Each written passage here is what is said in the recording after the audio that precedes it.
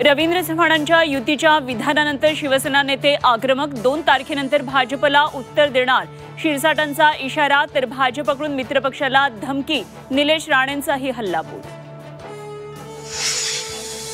भाजपवरच्या आरोपानंतर राजकीय आखाड्यात राणे बंधू आमने-सामने नितेश राणेंनी दिलेल्या इशाऱ्यानंतर निलेश राणेंकडूनही जोरदार पलटवार।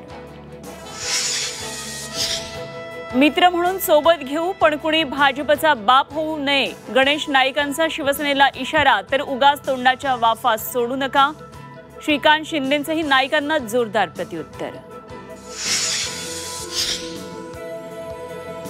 निवडणुकीत पैशांचा धूर राज्यकर्त्यांना सत्तेचा माज निवडणुकीत पैसे वापराच्या आरोपांवरून उद्धव ठाकरेंचा सत्ताधाऱ्यांवर हल्लाबोल।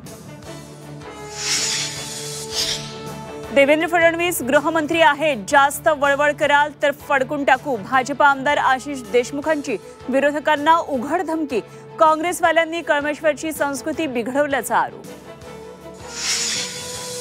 मंत्री संजय शिरसाट यांच्या अडचणींमध्ये वाढ सिडकोतील कथित 4500 कोटींच्या जमीन घोटाळ्याची चौकशी होणार सरकारकडून कोकण विभागीय आयुक्तांच्या अध्यक्षतेखाली समिती स्थापन।